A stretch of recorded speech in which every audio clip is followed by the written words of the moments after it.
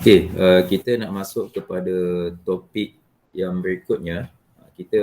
Saya ulang balik flow silibus usul fiqh kita ni. First kita dah tahu pengenalan ataupun mukaddimah ilmu usul fiqh dari sudut takrif dia, takrif ataupun definisi dia lah. Seperti maksud usul fiqh dari sudut bahasa dan juga dari sudut istilah. Dari sudut istilah. Kemudian kita dah tengok tentang kepentingan ilmu usul fiqh. Apa lagi Kemudian perbezaan antara fiqh dan juga usul fiqh. Itu yang topik pertama hari itu. Kemudian kita dah masuk kepada topik yang kedua, iaitu berkaitan dengan sejarah perkembangan usul fiqh. Jadi dalam sejarah perkembangan usul fiqh ni ada disimpulkan 4 fasa perkembangan ilmu usul fiqh. 4 fasa ni dia sama juga untuk kita tengok kepada perkembangan ilmu fiqh. Okay? Sama ilmu fiqh, ilmu usul fiqh. Dia punya ceritanya lebih kurang sama lah. Jadi untuk yang spesifik subjek kita, fasa perkembangan usul fiqh, so ada 4 fasa, iaitu pertama zaman Rasulullah, fasa yang kedua zaman sahabat Nabi, fasa yang ketiga zaman tabi'in, dan fasa yang keempat zaman tabi'in. So kita dah baca hari itu apa yang berlaku pada setiap fasa dan apakah sumber-sumber hukum pada setiap fasa lah, setiap fasa yang 4 tadi kan. Dan kita juga tahu siapa orang pertama yang menulis ilmu usul fiqh. Jadi yang disepakati majoritinya ialah iaitu Imam Asy-Syafi'i. Imam Syafi'i menjadi orang pertama yang menyusun ilmu usul fiqh dan membukukannya melalui kitab beliau iaitu Ar-Risalah. Ar-Risalah. Okay. So kita nak masuk topik berikutnya iaitu hukum syarak. Hukum syarak. Jadi dalam topik ini, apa yang akan kita tahu nanti ialah yang pertamanya definisi hukum syarak itu sendiri. Yang itu saya tak snap gambar, tapi saya ada tulis dalam WhatsApp tadi lah. Definisi hukum syarak. Kemudian kita nak tengok jenis hukum, ada 2, iaitulah hukum taklifi dan juga hukum wadi'i. Kita akan pergi satu persatu lah. Hukum taklifi ada dia punya bahagian-bahagian dia. Kemudian hukum wadi'i ada juga dia punya bahagian-bahagian dia. Okay. Ada jenis-jenis je lah. So dia agak lebih mendalam. So bila sebut tentang hukum ni, dia apa yang sentiasa bermain dengan kita lah, iaitulah ada masanya kita akan dikenakan hukum wajib. Contohnya seperti solat 5 waktu, ada masanya kita bertembung dengan hukum sunat ataupun mandub. Contohnya kita nak boleh buat solat sunat ataupun pahala ataupun puasa sunat. Okey. Kemudian ada kalanya kita bertembung dengan benda yang haram hukumnya kan. Contohnya kalau dalam bidang kita mengambil riba itu hukumnya diharamkan. Kemudian ada kalanya kita akan bertembung dengan hukum makruh. Okey, hukum makruh ni sebagai contohnya macam kita tidak digalakkan untuk memakan makanan yang akan meninggalkan bau-bauan yang tidak enak daripada mulut kita, terutamanya sebelum kita nak solat. Okey, solat berjemaah. Sebab dia nanti dibimbangi akan mengganggu jemaah yang lain. Kemudian last sekali kita juga sentiasa bertembung dengan hukum harus. Contohnya macam pada pagi ni kita diharuskan makan, tak wajib makan lah. Siapa nak makan boleh, tak makan tak apa. Mungkin ramai yang tak makan lagi. Dan kita ada option, kita ada pilihan, namanya harus ataupun mubah. Iaitulah kita boleh pilih nak makan boleh, tak nak makan pun tak apa. kalau kita memilih untuk makan, kita juga ada pilihan untuk nak makan apa. Nak makan nasi lemak ke, roti canai ke dan sebagainya kan. So itu yang kita nak belajar pada dalam topik ini. Itu dalam hukum taklifi, kemudian ada nanti hukum wadi'i, iaitu sesuatu yang menyebabkan ada atau tiadanya hukum taklifi. So nanti dia adalah bahagian-bahagiannya seperti sebab, syarat, halangan, sah dan juga batal. So nanti boleh baca semula nanti lah apa yang saya dah share daripada salinan buku ni kan. Okay, first kali lihat kepada definisi hukum syarak. Ini boleh tengok WhatsApp masing-masing lah ya. Okay, definisi hukum syarak didefinisikan sebagai dalil atau kalam Allah Subhanahu Wa Taala yang berkaitan dengan perbuatan mukallaf, sama ada dalam bentuk tuntutan ataupun bahasa Arabnya tolak, pilihan, taghyir atau ketentuan wad'i. Okay.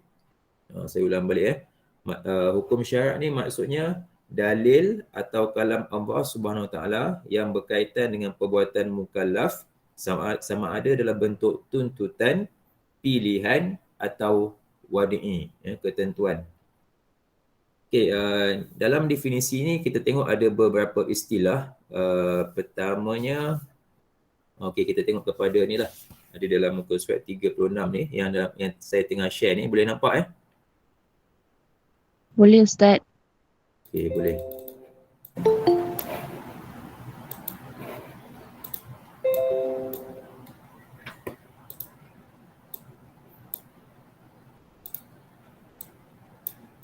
Okay, so yang definisi tadi muka surat sebelumnya saya tak snap lah sebab macam tak ada sangat dia point apa benda lain dalam tu. Okay, yang saya dah sebut tadi definisi hukum syarak, so ada beberapa istilah yang dalam definisi tadi. Pertamanya perkataan dalil. Okay, dalil dalil ni kita tahu dia adalah kalam Allah. Kalam Allah maksud dalil tu merujuk kepada ilah nas Al-Quran atau sunnah. Itu maksud dalil So kalau orang tanya minta dalil, kita kena bagi ayat Al-Quran ataupun hadis Nabi. Okay, ayat Al-Quran ataupun hadis Nabi. Itu adalah dalil. Kemudian dalil itu akan disokong dengan hujah-hujah tambahan lah. Okay, hujah-hujah tambahan contohnya seperti perbuatan sahabat, kata-kata sahabat dan juga ulama, ijtihad ulama lah. Itu sebagai kita tahu bahawa tak semua jawapan hukum ada disebut dengan spesifik dalam dalil. So dalil hanya ada sebahagian isu yang dalil hanya bagi panduan umum. So kita kena refer kepada apa ijtihad ulama terhadap isu semasa tersebut lah Okay, kemudian ada perkataan dia tak sebut di sini tentang mukallaf. Okay, mukallaf perbuatan mukallaf. Mukallaf ni maksudnya orang yang berakal, baligh dan Islam. Okay, mukallaf ialah orang yang berakal, baligh dan Islam. Kalau ada juga yang menyebut berakal, baligh dan mengetahui tentang Islam. Ada juga yang bagi macam itulah Cuma saya rasa yang lebih mudahnya kita sebut Islam teruslah. Okay, sebab yang kadang-kadang bila mengetahui tentang Islam ni non-Muslim pun tahu. Cuma dia tak dipertanggungjawabkan lagi lah sebagai mukallaf. Okay, boleh dapat maksud mukallaf. Kemudian maksud tuntutan, tolak.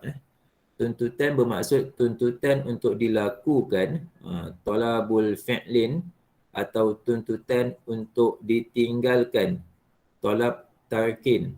Taraka ni tinggal, fi'il ni kita buat fi'lin ni fa'ala, buatlah fi'il perbuatan. Kedua-duanya yakni tuntutan untuk dilakukan atau tuntutan untuk ditinggalkan sama ada berbentuk mesti atau tidak mesti. Okay. So daripada definisi tolab ini, dia ada pecah kepada dua. Yang pertama, dua bahagian utama, iaitulah tolab fi'lin, tuntutan untuk dilakukan. Yang kedua, tolab tarkin, tuntutan untuk ditinggalkan. Okay, so ada dua. Kalam Allah tadi, dalil Allah tadi, dia ada menuntut hambanya first kali kena buat, Yang kedua, kena tinggalkan. Okey, sudah ada dua. Daripada dua tu pula, dia pecah pula. Ada yang berbentuk mesti atau tidak mesti. Okey. Okey, untuk tolak, untuk tuntutan untuk dilakukan, dia ada first kali dia ada bentuk mesti. Mesti ni hukumnya wajib. Mesti buat. Mesti dilakukan itu wajib. Yang kedua tidak mesti. Tidak mesti ni adalah sunnah. Apa sunat? Dia tidak semestinya kena buat tapi dituntut untuk dilakukan. Okey. Kemudian bahagian kedua tadi, tuntutan untuk ditinggalkan pun dia ada dua juga jenis. Pertamanya tuntutan yang mesti ditinggalkan, mesti. Iaitulah hukum haram. Okey. Dia mesti jangan buat, mesti ditinggalkan. Okey. Yang kedua pula ialah tidak mesti untuk ditinggalkan, iaitulah hukum makruh. Dia dituntut untuk ditinggalkan tapi kalau buat pun dia tak sampai tahap berdosa lah. Ya, itu adalah makruh. So daripada tuntutan ni, tolak ini akan menghasilkan 4 perbuatan hukum lah 4 perbuatan, 4 hasil hukum. Iaitulah wajib, sunat, haram dan juga makruh. Okey. Kemudian istilah berikutnya ialah pilihan atau taghyir, bermaksud memberi pilihan sama ada ingin melakukan sesuatu perbuatan atau tidak. Pilihan option.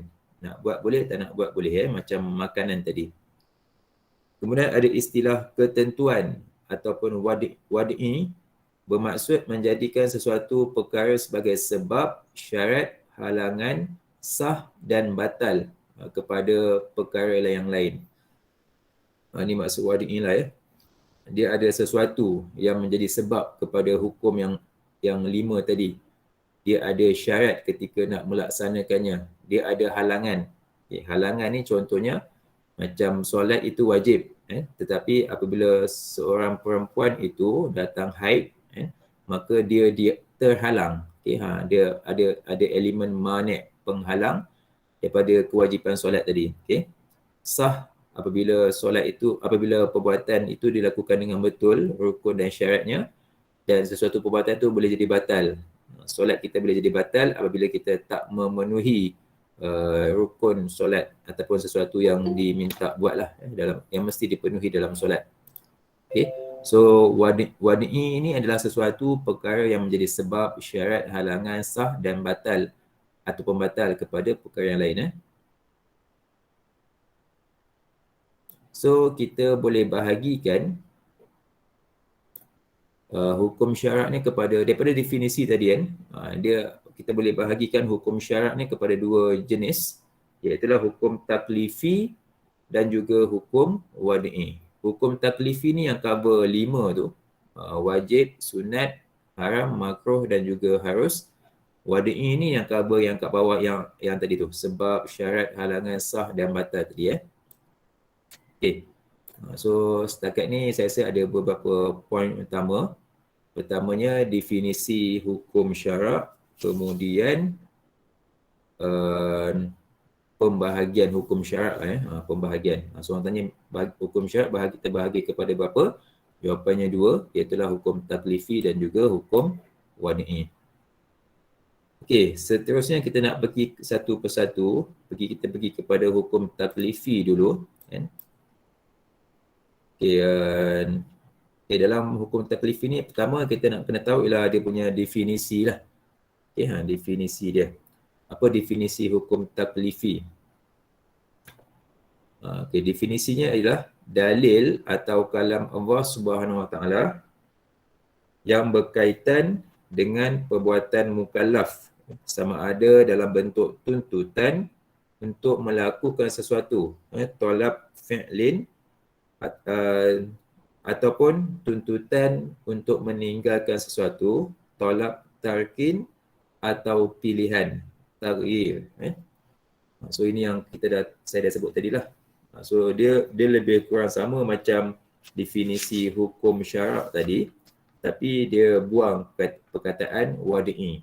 Wadi dia dah pecah dalam bahagian yang kedua. Dia sudah tinggallah tinggallah untuk taklifi berkaitan dengan tuntutan dan juga pilihan.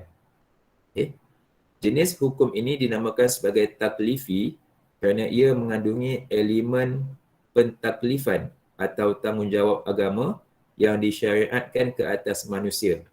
Okay. Taklifi ni, kalau kita biasa sebut ialah taklif. Saya rasa dalam bahasa Melayu pun mungkin ada kot ya, perkataan taklif. Taklif maksudnya bertanggungjawab ataupun dipertanggungjawabkan.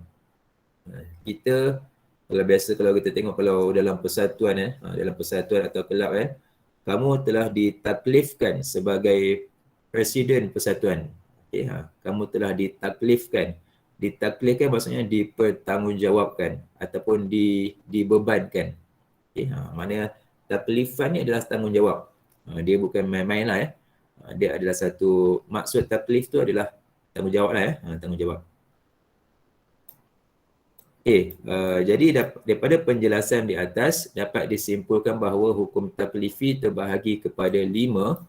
Ada 5 So yang ada 5. Bila sebut hukum taklifi, dia ada istilah yang lain dulu Ini adalah bahagian hukum taklifi, iaitu al-ijab, dia mahala al-ijab, lepas tu an-nadbu, kemudian at-tahrim, al-karahah dan al-ibahah. Ini bahagian hukum taklifi bahagian hukum taklifi. Okey, definisi setiap satu. Al-ijab, dalil atau kalam Allah Subhanahu Wa Taala yang menuntut agar sesuatu perkara dilakukan dengan tuntutan yang mesti. Dalam erti kata lain, dalil yang mewajibkan sesuatu perkara. Okey. So dia daripada definisi hukum taklifi tu dia dah cut paste lagi. Dia cut lagi. Dia spesifik tentang tuntutan yang mesti. Dalil berkaitan dengan tuntutan yang mesti. So namanya al-ijab. Ini adalah bahagian pertama hukum taklifi. Yang kedua ialah an-nadbu. Sama juga, tapi poin dia kat sini ialah tuntutan yang tidak mesti. Tuntutan yang tidak mesti. So dalam arti kata lain, dalil yang menggalakkan atau mensunatkan sesuatu perkara. Okay, so hukumnya sunat lah. Okay, hukum sunat Nanti kita akan tengok di dalam page berikutnya ialah perbuatan tu menjadi sunat. Menjadi hukum sunat. Okay, bahagian yang ketiga dalam hukum taklifi ialah at-tahrim. So sama juga definisinya, cuma dia tulis agar sesuatu menuntut sesuatu perkara ditinggalkan. Yang dua tadi dilakukan yang at-tahrim ni ditinggalkan dengan tuntutan yang mesti. Mesti ditinggalkan tuntutan yang mesti. Dalam erti kata lain, dalil yang mengharamkan sesuatu perkara. Yang keempat ialah al-karahah, perkara yang ditinggalkan dengan tuntutan yang tidak mesti. Iaitulah dalil yang memakruhkan sesuatu perkara. So, dalil tu disebut bahawa sesuatu perbuatan itu adalah dimakruhkan. Menjadi makruh. Yang kelima, al-ibahah. Al-ibahah ni dia jadi lain sikit. Okey. Al-ibahah ialah kalam Allah ataupun dalil yang memberi pilihan sama ada untuk melakukan atau meninggalkan sesuatu perkara. So dia ada dua option. Dia boleh melakukan atau meninggalkan. Dalam arti kata lain, dalil yang mengharuskan sesuatu perkara. Okey, boleh Okay, selesai muka surat yang pertama ini. Ada nak tanya apa-apa soalan setakat ni?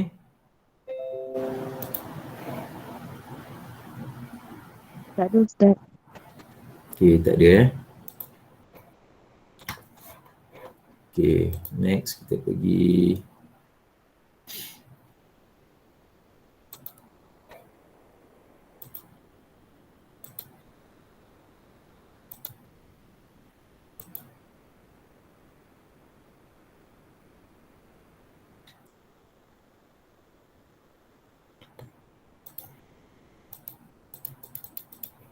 Okay, so saya buka yang kedua pula gambar yang kedua yang saya share tadi. Okay, dalam muka surat 38 dan 39. Okey, daripada bahagian hukum taklifi tadi, dia akan menghasilkan hukum terhadap perbuatan yang dilakukan. Okay, so mungkin kita confuse kan. Jadi hukum taklifi ni pecah kepada 5. Apa dia kan? Nak sebut ijab ke nak sebut wajib? Okay. Kalau tanya saya, kedua-duanya boleh. Okay, kedua-duanya boleh, tapi kalau ikut formality ilmu usul fiqh, kalau tanya hukum taklifi terbahagi kepada 5, apa yang pertama? Yang pertama ialah al-ijab. So pilih jawapan yang tadi pilih istilah tadi lebih tepat dalam ilmu usul fiqh lah. Sebab daripada al-ijab tu, sebab kita tengok definisi dia, saya ulang balik yang tadi kan. Kalau yang al-ijab tadi, al-ijab tu adalah dalil. Ya, dalil yang menuntut supaya dalil yang mewajibkan sesuatu perkara lah ya.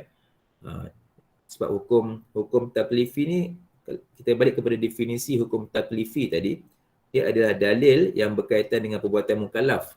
So bila sebut hukum taklifi ni ialah tentang dalil. Mana kita kena refer Al-Quran dan ataupun As-Sunnah. Okay. So bila bahagian-bahagian hukum taklifi ni, ada 5 bahagian. Yang pertama al-ijab. Okay, al-ijab tu apa? Al-ijab tu adalah dalil yang mewajibkan sesuatu perkara. Kesan daripada dalil al-ijab tu, maka lahirlah perbuatan wajib. Okay. So wajib, sunat, haram, makruh dan harusnya adalah tentang perbuatan ataupun kandungan dalam hukum taklifi. Kandungannya ialah perbuatan wajib. Okay, boleh faham So kalau soalan tanya, sebutkan apa? Sebutkan bahagian-bahagian hukum taklifi.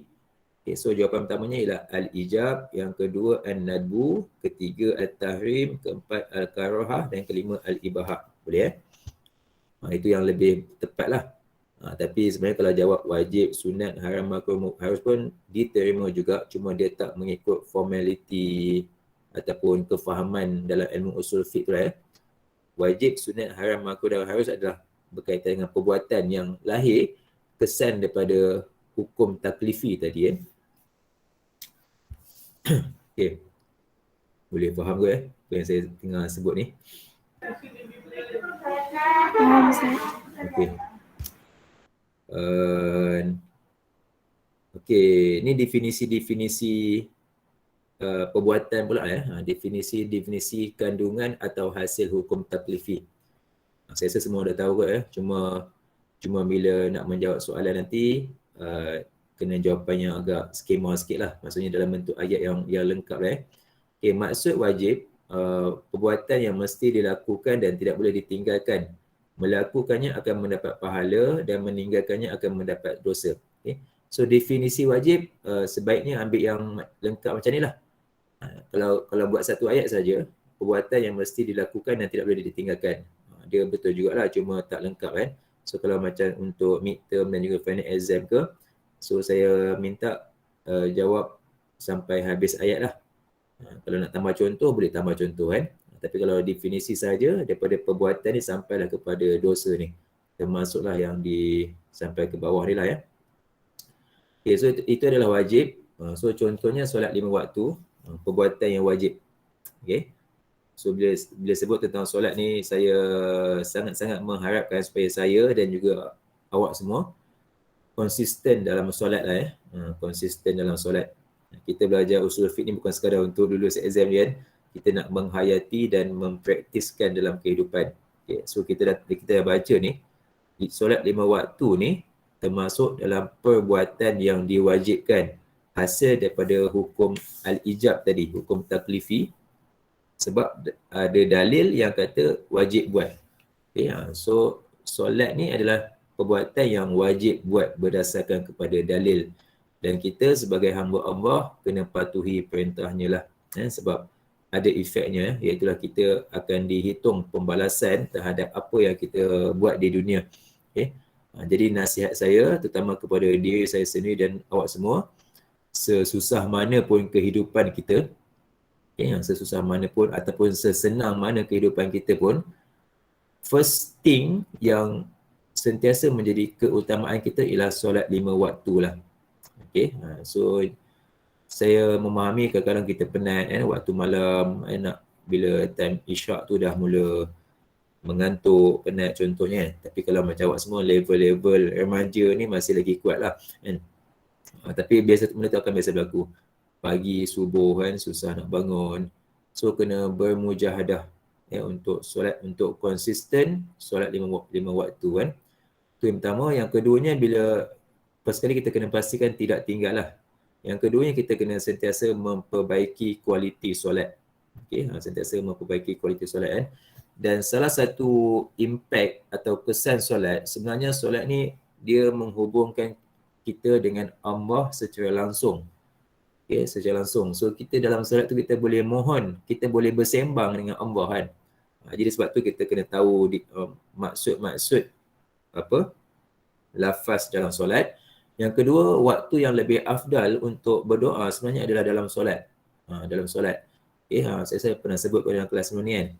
So waktu kita, biasanya kita buat waktu sujud yang terakhir tu, sebenarnya boleh waktu bila-bila pun boleh dalam solat tu. Okay. Biasa kita buat pada hujung sujud yang terakhir tu. So kita lama sikit kita berdoa. Lepas tu kita berdoa lah contoh apa benda kan. Contoh kalau ada yang kena COVID ke kan. Ya Allah bagilah kesihatan yang baik, sembuhkanlah kami daripada penyakit ini. Ataupun kalau belajar tak faham, ya Allah bagilah kalau contoh macam ada masalah yang kita tak ada solution lagi, so kita berdoa lah dalam solat ya. Sebab waktu solat adalah waktu yang memang kita berhubung secara direct dengan Allah Azza wa Jalla kan. Kemudian kita kena perbaiki kualiti solat dan jangan buat tergesa-gesa kan. Jangan buat tergesa-gesa. Kalau kita dalam kehidupan kita memang banyak benda yang kelang kabut kan. Kita nak cepat pergi situ, nak cepat tengok TV, nak pergi main cepat-cepat, apalagi nak balas mesej dengan cepat, nak jawab telefon, nak basuh pinggan, apa lagi, semua macam kelang kabut kan hidup kan, walaupun tak ada apa tapi macam kelang kabut kan. Jadi jangan kita jadikan solat juga kelang kabut juga macam kehidupan kita. Okay. Kalau kita buat solat secara tergesa-gesa juga kan, duk ambil yang wajib je kan, baca yang wajib je dalam solat kan, apa yang sunat-sunat semua ditinggalkan, lepas tu laju-laju je kan, tak sempat nak berzikir apa semua selepas solat kan. So dibimbangi dia tak mencapai kualiti ataupun tujuan sebenar solat lah. Okay. Salah satu hikmah solat ni ialah dia boleh menenangkan kita. Okay. Menenang dan juga kembali menstabilkan kita ketika kita tengah kelang kabut dalam hidup ni. So kita stop sekejap dan kita solat dengan sempurna, khusyuk dan tidak tergesa-gesa. Okay. Dia sebenarnya tengok keadaan lah. Kalau kita memang ada waktu yang sikit untuk solat, sebab contoh kita ada nak mengejar waktu start exam ke apa semua, itu tak apalah, maknanya kita cuba pemudahkan solat. Tapi sebenarnya dalam banyak waktu kita banyak waktu lapang lah, sebenarnya tak adalah benda kita kena siapkan on the spot semua pada setiap masa kan. So banyak waktu kita yang kita sebenarnya boleh perform solat dengan lebih tenang dan lebih lama sikit kan. So sebab tu cuba kita perbaiki kualiti solat, jadikan dia keutamaan. So maksudnya kalau masuk waktu terutama kalau lelaki pergi ke masjid lah kan, ataupun kalau solat di rumah tu, jadikan dia keutamaan, tinggalkan semua benda lain dulu kan. Solat, ambil apa yang wajib dan juga yang sunat-sunat yang dalam solat, berzikir sekejap kan. So insya-Allah kita akan menjadi seorang manusia yang dia lebih dia boleh kembali mengamankan diri kita yang tengah kelang kabut dengan kehidupan ni lah. Okay. So itu so dan kita cuba perbaikilah solat kita ni. Itu wajib, betul sunat kan. Sunat ni perbuatan yang digalakkan untuk dilakukan. Melakukannya akan mendapat pahala dan meninggalkannya tidak akan mendapat dosa. Okay. Contohnya bersedekah. Okay. Bersedekah. Haram pula perbuatan yang mesti ditinggalkan dan tidak boleh dilakukan. Melakukannya akan mendapat dosa dan meninggalkannya akan mendapat pahala. Ya, so definisi ambil sampai hujung. Contohnya mencuri. Mencuri akan mendapat dosa lah. Kalau kita berusaha meninggalkannya, sebab tu kita ada peluang untuk mengambil orang lain punya, so insya-Allah mendapat pahala. Yang keempat ialah makruh, perbuatan yang digalakkan untuk ditinggalkan, melakukannya tidak akan mendapat dosa dan meninggalkannya akan mendapat pahala. Okay. So contohnya tidak menggosok gigi. Ada maksudnya makruh kalau kita tak gosok gigi lah. Jadi kalau kita gosok gigi, kita akan mendapat pahala kan. Selepas makan petai, selepas makan petai. Maksudnya kita makruh jika kita meninggalkan mulut kita dengan bau yang tidak elok. Itu maksudnya kan. Jadi kalau lepas makan benda yang berbau ni, kita gosok gigi, kita berkumur, bersihkan mulut, maka dia akan mendapat pahala kan. Tapi kalau kita tak buat tu, kita tak berdosa lah. Tidak berdosa, tapi dia adalah perbuatan yang digalakkan untuk ditinggalkan. Harus perbuatan yang diberi pilihan sama ada untuk melakukan atau meninggalkannya. Melakukan atau meninggalkan perbuatan itu sama sahaja, ia tidak mendapat pahala atau dosa. Contohnya makan. So makan ni pada asalnya dia tak ada mendatangkan pahala atau dosa.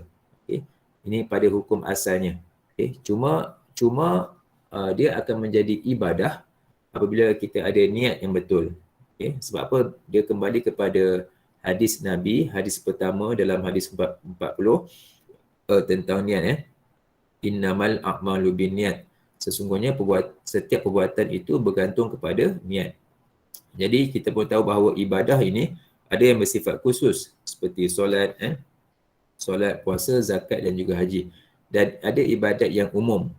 Contohnya termasuklah makan. Jadi dia bukanlah maksudnya kita sebelum makan tu kita baca niat nawaitu, bukan. Maknanya kita makan tu sebab kita nak lapar dan supaya kita akan lebih bertenaga lah kan. Nak buat kerja lain pun lebih mudah.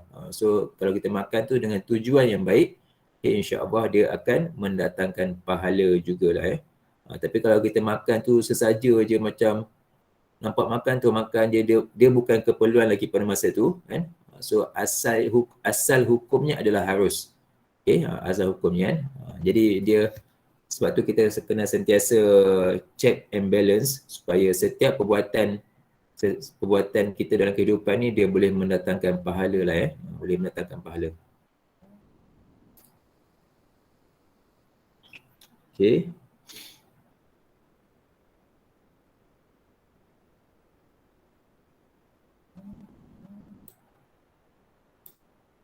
Yang bawah ni dia adalah penerangan tentang setiap hukum taklifi dan perbuatan dalam hukum taklifi itulah.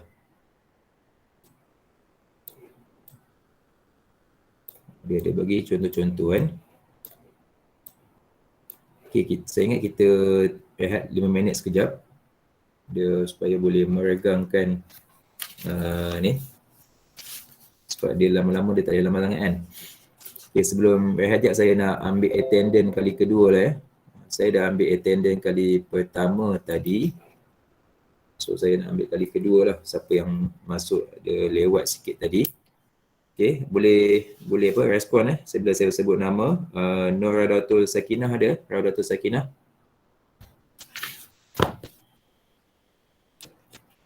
Oh ini nama ada ni tak mention ni. Saya take note je lah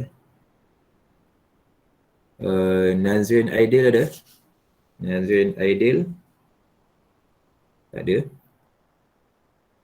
Nur Aina Camelia ada? Nur Aina ada? Tak respon juga Amirah Aini ada? Ada. Ada. Azim Iqbal? Nama macam tak ada.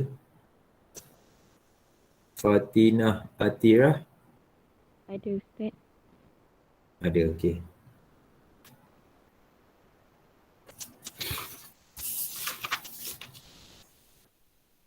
Muhammad Fahim? Fahim macam tak ada. Muhammad Hanif? Tak ada. Nur Syazmimi, Salsabila. Ada Ustaz. Ada. Okey. Afiq Wajdi. Tak ada Okey. So yang tak respon tadi tengok nama ada, okey saya tick jugalah. Okey, saya tick jugalah kehadiran Okey, kita rehat jap 5 minit boleh Semoga kita sambung sikit lagi.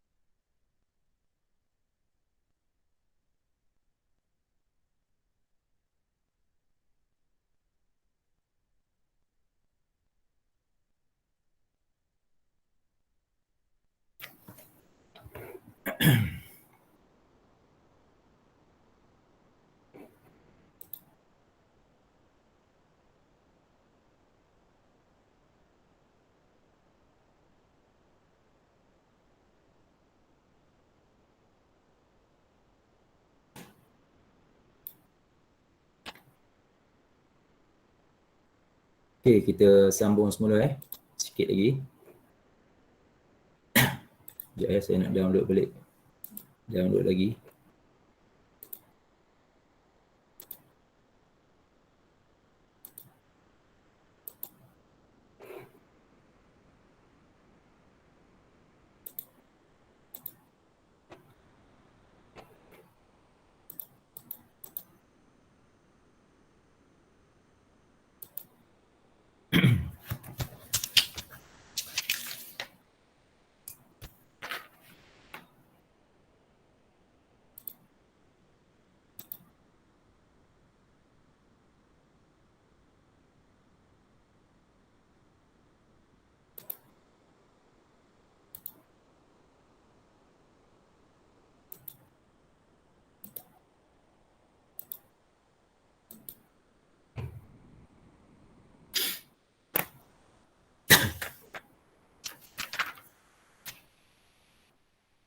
So hari ni kita cuba untuk habiskan hukum taklifi dululah mengikut buku yang saya share tadi So next class, next week baru kita masuk kepada hukum wadi'i.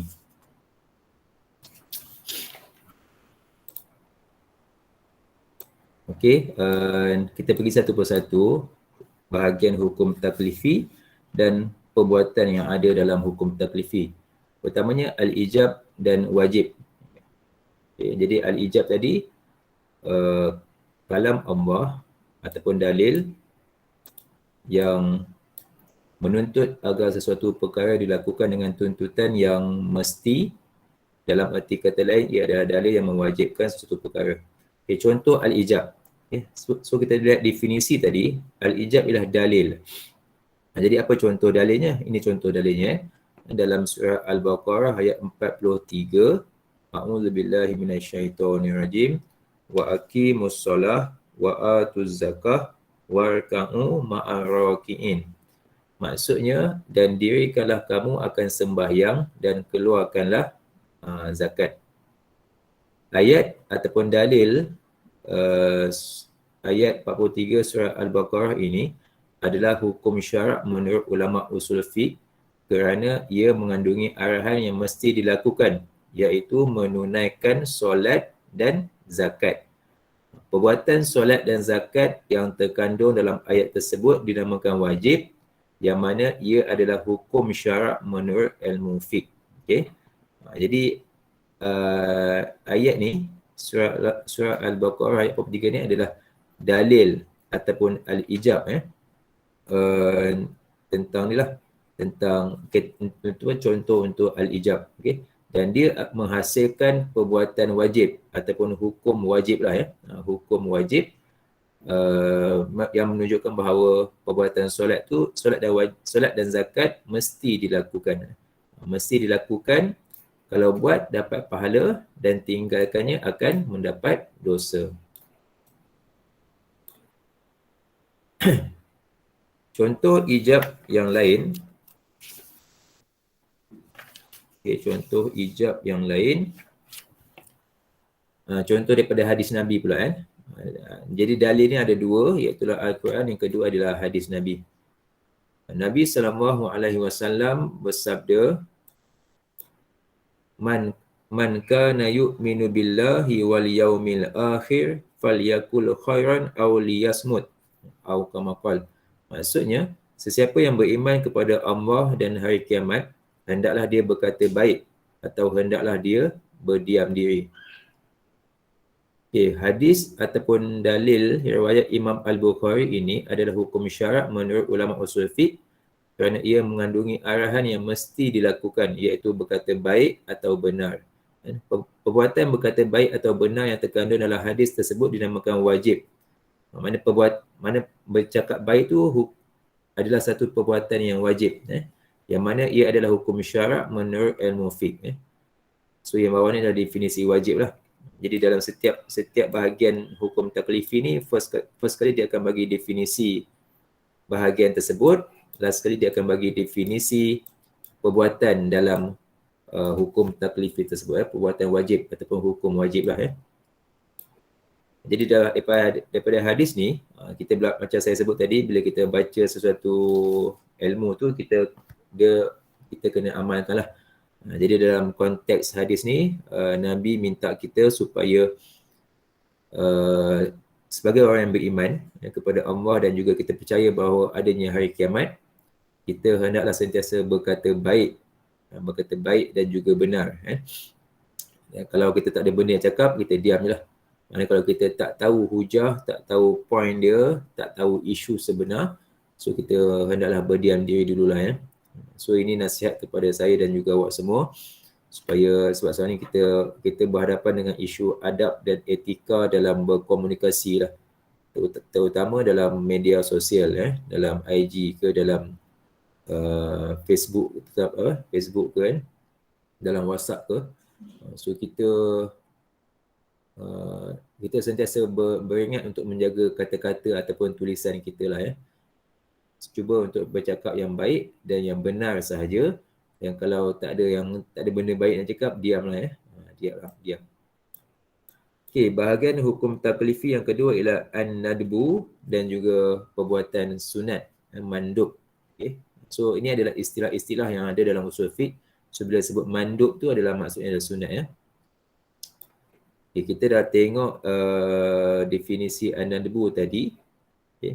Saya ingat boleh tengok tadi Contoh an-nadbu daripada Al-Quran, iaitu dalam surah Al-Baqarah ayat 282. A'udzubillahi minasyaitonirrajim. Ya ayyuhalladzina amanu idza tadayantum bidainin ila ajalin musamma faqtubuh. Maksudnya, wahai orang-orang yang beriman, apabila kamu menjalankan sesuatu urusan dengan hutang yang diberi tempoh hingga ke suatu masa yang tertentu, maka hendaklah kamu menulis hutang dan masa bayarannya itu. Okey. Jadi ulama pun mengkaji dan mentafsirkan bahawa ayat 282 ini ia mengandungi arahan yang digalakkan untuk dilakukan, iaitu merekodkan hutang. Okey. Perbuatan merekodkan hutang yang terkandung dalam ayat tersebut dinamakan sunat, yang mana ia adalah hukum syarak menurut Al-Mufiq. Sunat adalah hukum syarak yang inilah yang ditetapkan. So berdasarkan dalil ini, maka perbuatan kita mencatat hutang dan juga tempoh bayarannya adalah perbuatan yang disunatkan dan insya-Allah dia mendapat pahala. Tapi kalau tak buat pun tidaklah berdosa kan. Itu adalah untuk yang sunat.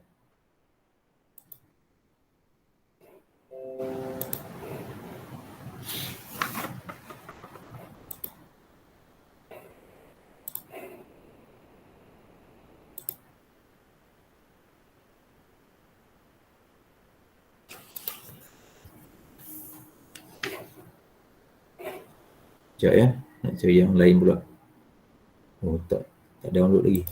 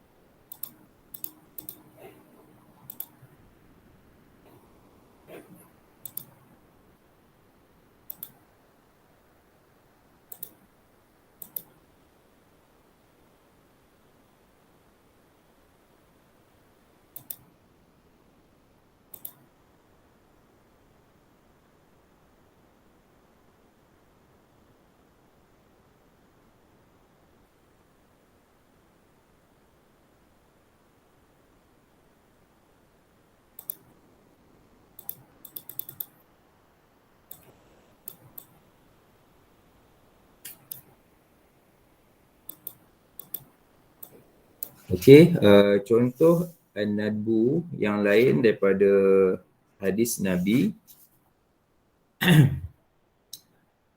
manis tato aminkum an yastariya minan nar walau bisyikki tamratin falyaf'al. Sesiapa yang mampu daripada kamu untuk berlindung daripada api neraka walau dengan separuh biji kurma, maka buatlah, yakni bersedekah. Okay. Okay, hadis ini dia mengandungi arahan. Dia adalah satu hukum syarak menurut ulama usul fiqh, kerana ia mengandungi arahan yang digalakkan untuk dilakukan, iaitu bersedekah. Perbuatan bersedekah yang terkandung dalam hadis tersebut dinamakan sunat, yang mana ia adalah hukum syarak menurut ilmu fiqh. Jadi hadis ni nak minta kita supaya ada peluang untuk bersedekah, kita sedekahlah, walaupun sedikit, Tapi perbuatan sedekah tu hukumnya sunat. Sunat maknanya dia sangat digalakkan, tetapi tidaklah sampai tahap berdosa jika tak dilakukan. Sedekah juga ada satu perbuatan yang kita kena praktis dan amalkanlah. Walau tak dapat banyak, kita cuba untuk konsisten bersedekah. Bahagian hukum taklifi yang ketiga ialah at-tahrim, dan juga perbuatannya adalah, hukumnya adalah haram.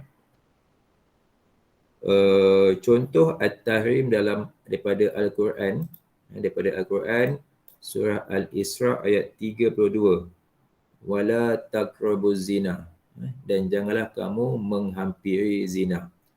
Ayat ini adalah hukum syarak menurut ulama usul fiqh, kerana ia mengandungi larangan dan mesti ditinggalkan, iaitu berzina. Perbuatan berzina yang terkandung dalam ayat tersebut dinamakan haram, yang mana ia adalah hukum syarak menurut ilmu fiqh. Okay. So kita baca ayat ni, dan ayat ni menyebut bahawa dan janganlah kamu menghampiri zina. Jadi melakukan itu sudah pun berdosa.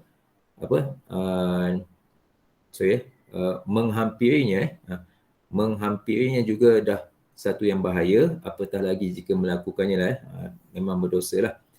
So kita, ayat ni selain daripada menyebut tentang hukum berzina, dia juga minta kita supaya menjauhkan diri kita daripada menghampiri zina lah. So kita kena berhati-hati. Tambah pada waktu sekarang ni agak membimbangkan, saya tak sure tapi mungkin siapa yang dalam bidang kaunseling, dalam bidang nasihat kepada remaja semua, sentiasa berdepan dengan isu-isu ni lah, masalah sosial di kalangan terutamanya remaja yang inilah, yang masih muda lagi. So kena berhati-hati, dan jangan membuka kepada pintu zina lah. Pintu-pintu sekarang ni agak banyak, contoh macam dah ada WhatsApp, ada internet, ada YouTube dan sebagainya, ada TikTok lah apa kan. So saya agak ni sikit lah, macam perempuan dalam kelas ni ramai yang wanita. Nasihat saya, tak payahlah tunjuk gambar-gambar yang masing-masing yang terlalu nilai, terutama dalam TikTok apa semua. Jagalah kehormatan diri, dan jangan buka pintu dan peluang kepada yang lain lah, terutamanya lelaki lah, untuk melihat gambar-gambar kita yang agak banyak yang bersepah-sepah dalam media sosial lah. Okay. Bukan tak boleh ambil gambar, boleh, tapi gambar yang elok lah. Saya pun agak confused bila tengok, terutama dalam TikTok tu yang pakai tudung apa semua, dia nak mempromosikan barang yang dijual tu, terpaksa kena gedik-gedik sikit, kena menari sikit kan. Jadi agak menyedihkan jugalah. Bukan tak ada knowledge, saya rasa mereka bukannya tak ada knowledge tentang agama, tapi benda ni subjektif kan. Dia macam ayat ni lah, dia macam menghampiri lah, dia membuka peluang untuk kepada perbuatan-perbuatan yang lebih berdosa lah.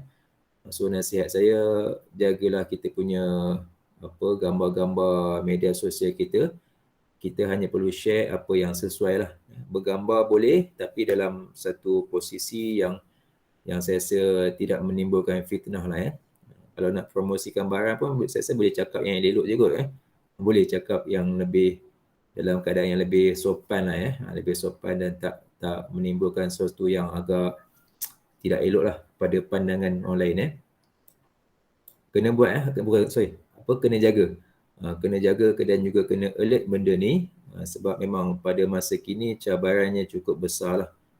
Cabaran cukup besar Kemudian kalau hadis Nabi berkaitan dengan At-Tahrim ni disebut daripada hadis Hakim bin Hizam radhiyallahu an, la tabi' ma laisa indaka. So ini bidang muamalat muamalat dan kewangan Islam Maksudnya jangan jual benda yang tidak kau miliki. So hadis ni mengandungi larangan terhadap perbuatan menjual barang yang bukan milik kita. Yang bukan milik penjual. Okay? Perbuatan menjual barang yang bukan milik penjual yang terkandung dalam hadis tersebut dinamakan haram, yang mana ia adalah hukum syarak menurut ilmu fiqh. Okay? So jangan jual lah benda yang bukan kita punya Cuma dalam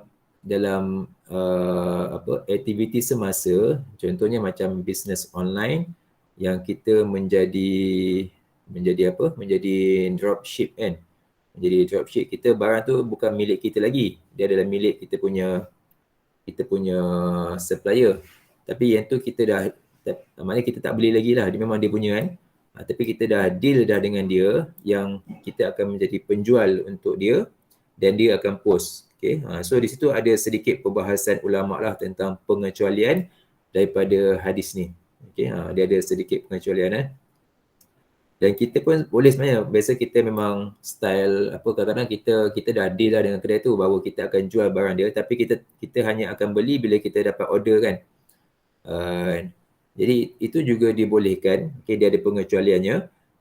Cumanya kita kena pastikan bahawa kita dapat memenuhi permintaan customer lah. Jadi kita kena jual barang tu, kalau katakan barang tu tak ada kat kedai tu, kita boleh cari di tempat lain. So kita kena elakkan seboleh mungkin kegagalan untuk memenuhi perjanjian dengan customer. Dan walaupun sebenarnya kita boleh batalkan order tu apabila barang tu tak ada, tapi dari sudut tu dia menjejaskan etika kita pula So customer pun tengok, alamak kita dah order betul tiba-tiba kena cancel sebab barang tak ada So kita punya image sebagai penjual agak tercemar lah So sebab tu dalam perbahasan jual beli online ni ada dibenarkan dan dikecualikan daripada hadis ini, tetapi tetap perlu memenuhi tanggungjawab dan juga etika sebagai penjual yang keempat ialah al-karahah bahagian hukum taklifi yang keempat ialah al-karahah yang membawa kepada hukum makruh dan ataupun perbuatan yang makruh. Contoh al-karahah daripada Al-Quran dalam surah Al-Ma'idah ayat 101, A'udzubillahi minasyaitonirrajim, ya ayyuhallazina amanu la tas'alu an asya'a in tubdalakum tasukkum. Wahai orang-orang yang beriman, janganlah kamu bertanyakan kepada Nabi perkara-perkara yang jika diterangkan kepada kamu akan menyusahkan kamu. Okay. Jadi ayat ini dia ada mengandungi larangan yang digalakkan untuk ditinggalkan. Okay. Al-karahah ni makruh Okay. So hukum syarak yang ada, yang perbuatan yang ada ialah larangan tapi larangan yang digalakkan bukan semestinya untuk ditinggalkan, iaitu bertanyakan soalan yang tidak patut atau tidak sesuai. Perbuatan bertanyakan soalan yang tidak patut atau tidak sesuai yang terkandung dalam ayat tersebut dinamakan makruh, yang mana ia adalah hukum syarak menurut ilmu fiqh. Okay. Jadi kalau kita bertanya benda-benda yang akan menyusahkan kita balik, hukumnya adalah makruh. Dia tak sampai tahap berdosa ataupun diharamkan, tapi digalakkan untuk ditinggalkan. Boleh baca asbabun nuzul ayat ini, dia ada kisahnya tentang ada orang yang bertanya kepada Nabi soalan-soalan yang kalau Nabi jawab akan menyusahkan dia baliklah akan menyusahkan dia baliklah. So sebab ayat ni diturunkan supaya bagi peringatan kepada manusia supaya kita janganlah over tanya jangan over tanya. Asalnya benda tu macam simple je, tapi kita duk tanya lebih detail lah kita kena buat So kena berhati-hatilah. Asalnya memang dah cantik lah, kita kena buat sikit je kan. Tapi ada kawan kita nak pergi tanya kan, kalau nak buat macam ni kan. Jadi pensyarah pun jawab lah, kena buat lah, semua kena buat kan. So jadi tiba-tiba jadi lebih detail. Asalnya dia umum sahaja, tiba-tiba jadi spesifik yang menambahkan kerja kita kan. So berhati-hati. Bertanya memang digalakkan, tapi kalau sampai tahap menyusahkan kita balik, jangan tanya lah. Tapi dalam kelas saya boleh tanya, jangan senyap je. Saya tak ada bagi yang susah lah. Okey, hadis Nabi tentang Al-Karahah ini. Fa'idha dakhala ahadakumul masjidah fala yajlis hatta yarka'a raka'atain. Apabila kamu masuk masjid, janganlah duduk sehingga kamu solat 2 rakaat ataupun solat tahiyatul masjid. Okey. Hadis ini adalah adalah sebagai hukum syarak menurut ulama usul fiqh kerana ia mengandungi larangan yang digalakkan sahaja untuk ditinggalkan, iaitu tidak menunaikan solat tahiyatul masjid. So kita kena faham dia punya, maknanya perbuatan tak buat solat tahiyatul masjid tu hukumnya adalah makruh sahaja. Makruh lah dan tidak berdosa. Dia tidak wajib, tapi dia digalakkan buat, dan jika ditinggalkan dia hukumnya makruh lah. Dia kalau boleh jangan tinggal lah macam tu. Kalau boleh jangan tinggal, tapi tak sampai tahap berdosa lah kalau tak buat. Jadi daripada hadis ni kita boleh ambil pengajaran bahawa kalau kita pergi masjid, sampai tu jangan tu duduk je. Kita solat lah tahiyatul masjid 2 rakaat.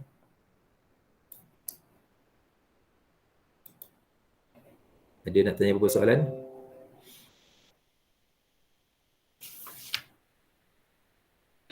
Ada.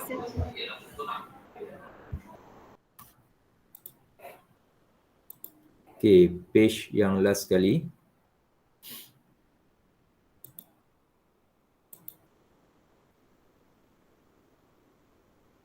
Mana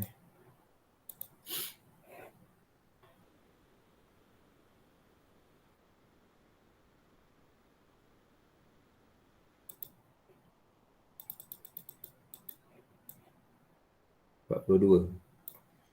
Okey, sambungan tadi Nanti kita sampai sini je lah. Nanti yang hukum warid ni kita dalam kelas yang akan datang. Okey, so yang di atas tu disebut tentang definisi makruh sekali lagi lah. Perbuatan yang digalakkan untuk ditinggalkan, melakukannya tidak akan mendapat dosa dan meninggalkannya akan mendapat pahala. Maksudnya kalau dalam konteks hadis tadi, kita solat sunat tahiyatul masjid tu dapat pahala lah Tapi kalau tak buat, tidak berdosa. Cuma dia macam agak makruh lah Makruh jika tak buat lah. Yang kelima, hukum taklifi yang kelima ialah al-ibahah yang membawa kepada hukum harus ataupun mubah. Mubah ni maksudnya adalah harus.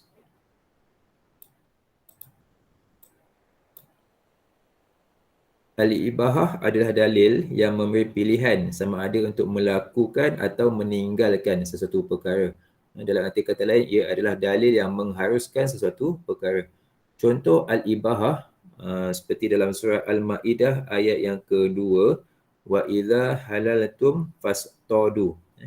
Apabila kamu telah bertahalul, yakni selesai daripada ihram, maka bolehlah kamu berburu.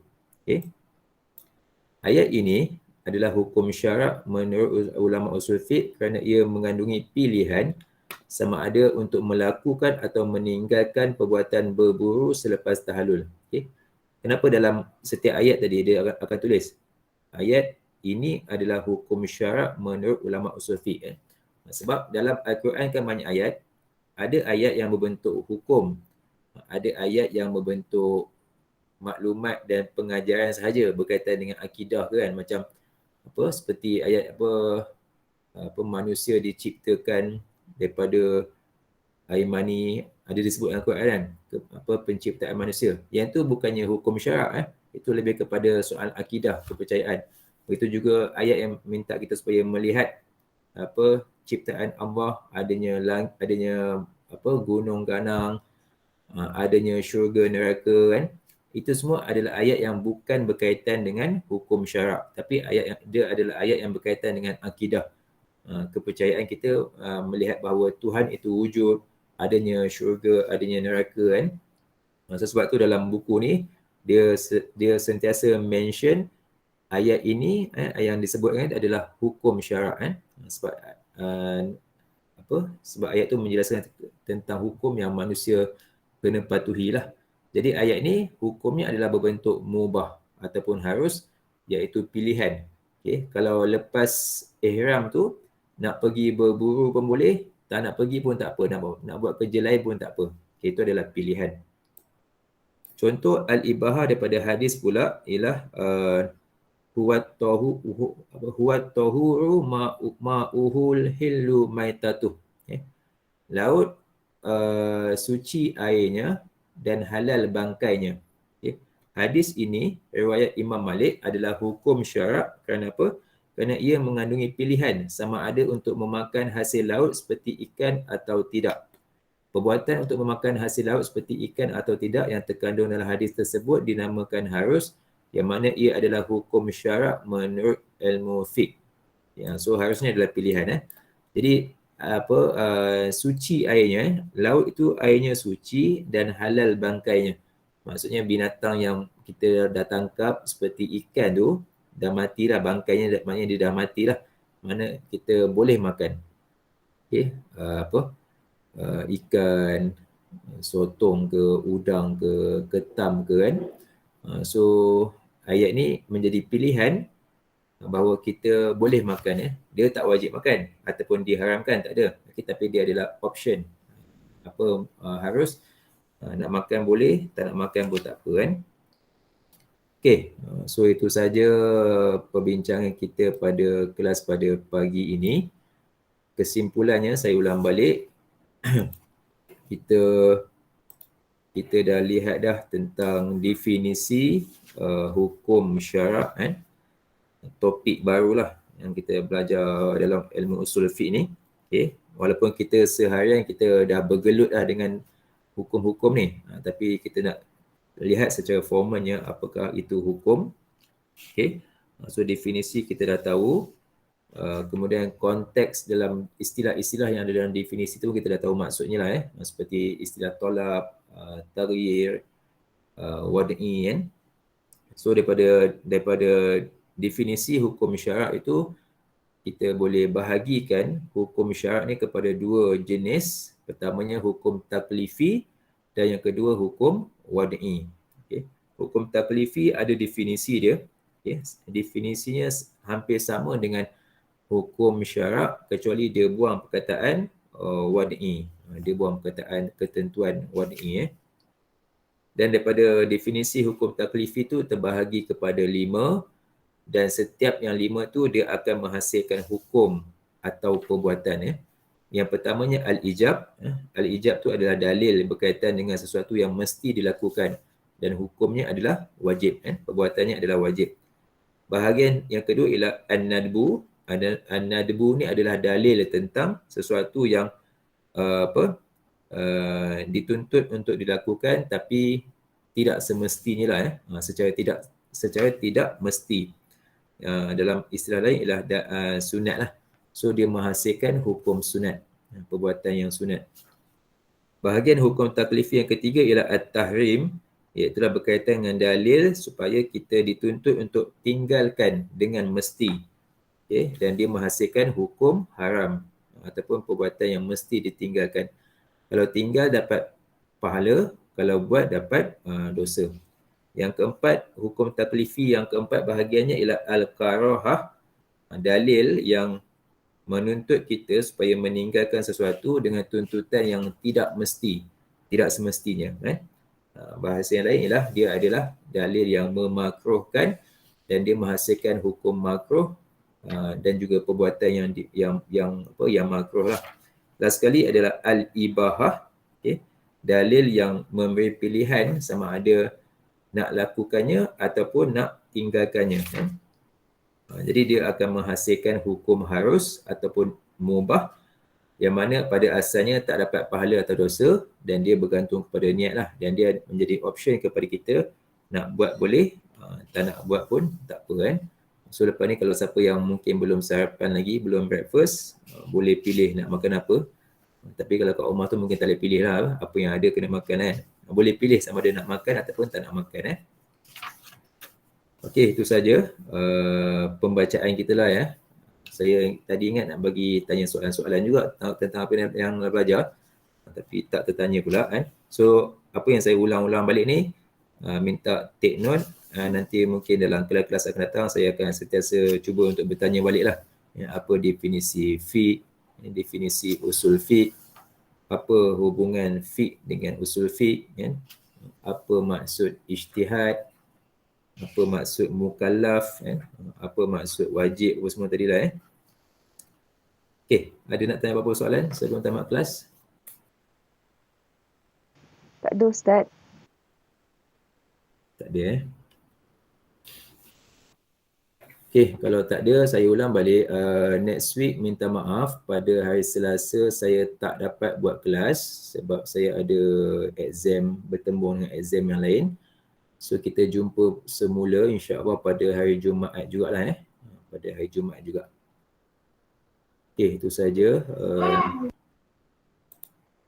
Terima kasih atas komitmen untuk hadir ke kelas pada pagi ini. Wallahu a'lam. Assalamualaikum warahmatullahi wabarakatuh. Waalaikumsalam. Terima kasih Ustaz. Terima kasih Ustaz. Waalaikumsalam.